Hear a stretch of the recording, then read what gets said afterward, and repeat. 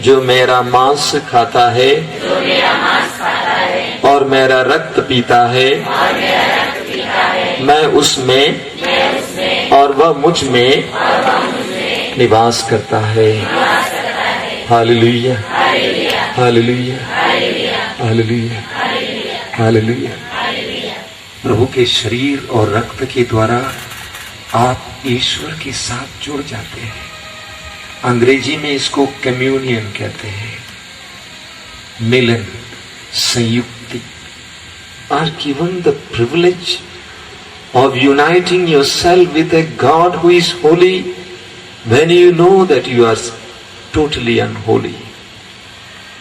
आप जानते हैं कि आप अपवित्र हैं, इसके बावजूद आपको पवित्र ईश्वर के साथ मिलने का अवसर देता है, और वो भी एक गहरा संबंध।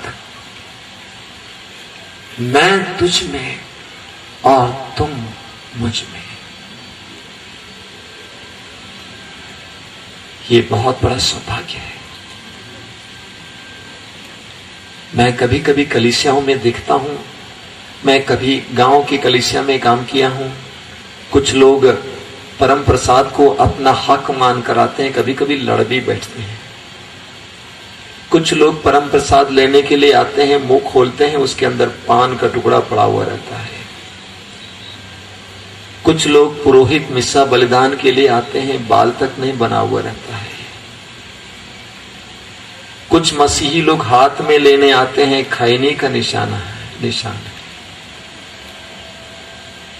Let us become conscious of this.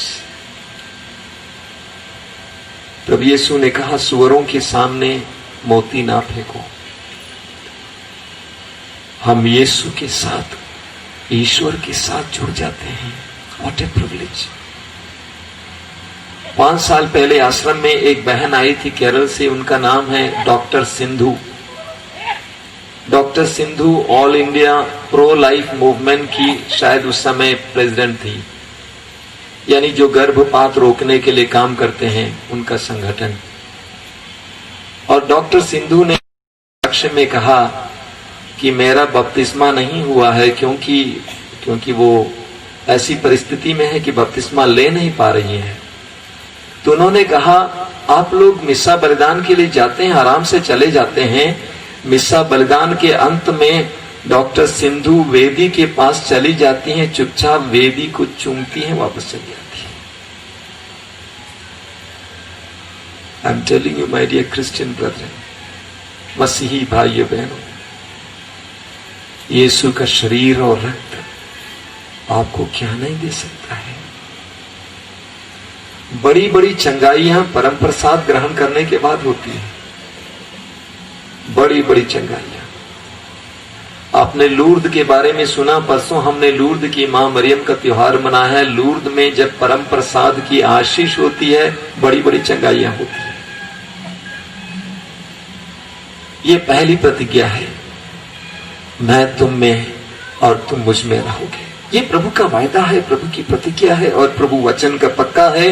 प्रभु कहता है, आकाश और पृथ्वी टल जाए तो टल जाए, लेकिन मेरा एक वचन भी नहीं टलेगा। Hallelujah, hallelujah. इस प्रतिज्ञा को आप ग्रहण कीजिए जब आप प्रभु का शरीर और रक्त ग्रहण करते हैं। दूसरी प्रतिज्ञा यह है, प्रभु कहता है, स्वर्ग से उतरी हुई जीवंत रोटी मैं हूं, जो मेरे पास आता है उसे कभी भूख नहीं लगेगी, और जो मुझ पर विश्वास करता है उसे कभी प्यास नहीं लगेगी। प्रभु कहता है, जो मेरे पास आता है उसे कभी भूख नहीं लगेगी। पिछले कई सदियों से कैथोलिक कलीसिया में उसी परम प्रसाद की आराधना की प्रथा है। ये प्रारंभिक कलीसिया में नहीं थी, लेकिन धीरे धीरे ये प्रथा शुरू हो गई, और हर कैथोलिक चर्च में परम प्रसाद रखा रहता है संदूक में। और मैं सोचता हूं कि उन संदूकों को खोलना है, और सब जगह, सब पल्लियों में, सब जगह ये संदूक खोले जाएं। अगर वहां प्रभु की उपस्थिति है, उस प्रभु की उपस्थिति का एहसास लोगों को करने दीजिए, तो तो कुछ लोग मुझसे कहते हैं परम प्रसाद तो अंदर है फादर, क्यों इसको बाहर करने की क्या जरूरत है? आप दिल्ली चले जाएं प्रधानमंत्री से मिलने के लिए, लेकिन आप साउथ ब्लॉक देख के चले आए जहां पर प्रधानमंत्री का ऑफिस है, तो क्या बोल सकते हैं आप प्रधानमंत्री से मिले हैं? नहीं, बहुत फर्क होता है। प्रधानमंत्री से मिलने में आपको जो आनंद मिलता है, एहसास होता है, और प्रधानमंत्री जहां जिस ऑफिस में रहते हैं उस ऑफिस को देखने से क्या एहसास मिलता है। तो आज कलीसिया में चारों ओर परम प्रसाद की आराधना है, चारों ओर। ये तो कई दिनों से चल रही है, लेकिन विशेष करके इन दिनों परम प्रसाद की आराधना है। कुछ दिन पहले रांची में 2-3 जगह खुली हैं, हमारे आश्रम में और अन्य केंद्रों में भी चलती है, आराधना चलती है। आप डिवाइन सेंटर जाइए, कई कमरों में चलती है। हमारे आश्रम में 4 जगह पर है, ये कम से कम 3 जगह पर खुला हुआ आराधना चलती है।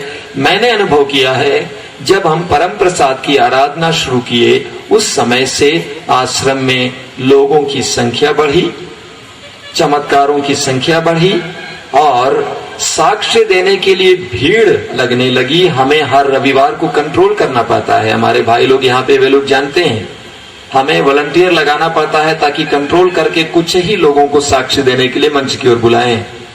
यानी चंगाइयां बहुत ज्यादा बढ़ने लगी।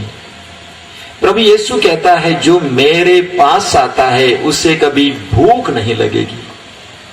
ये कैसी भूख है? एक तो शारीरिक भूख है, इस बात को मान लीजिएगा, इस बात को मानिए।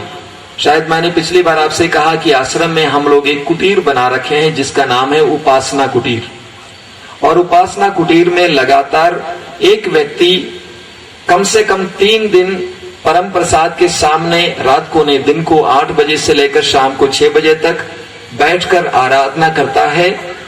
एक व्यक्ति, only one at a time, पूर्ण उपवास के साथ। उनको सिर्फ पानी दिया जाता है।